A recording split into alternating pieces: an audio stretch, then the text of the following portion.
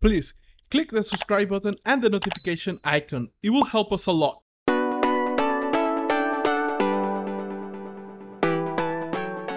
Okay, I think you've got like two sides of it. You've got people who are trying to make what they think is an animation portfolio, and because of that, sometimes the work is just very generic because they're literally trying to tick the boxes of what they think you're supposed to do.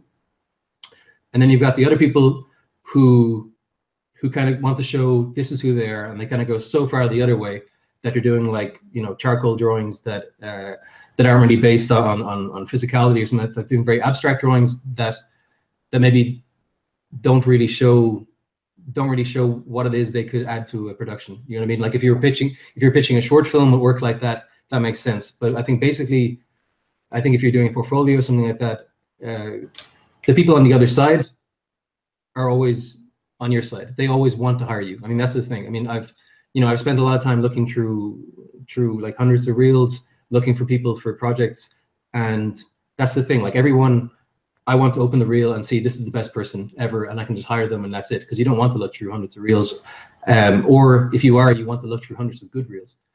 But the thing is, often you're finding work that isn't really saying anything. You're finding very technical work. You're finding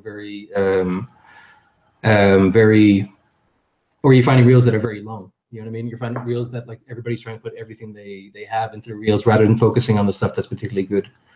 I don't know if that answers your question, but.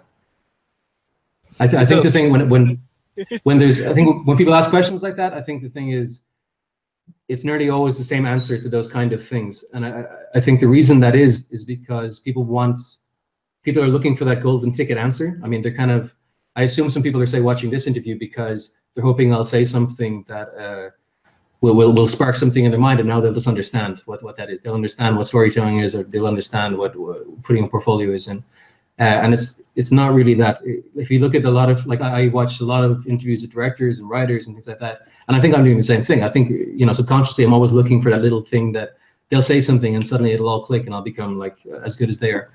But really, the reason the advice I just gave is so cliched is because that is kind of the only real way you can go about it. The only way you can go about it is to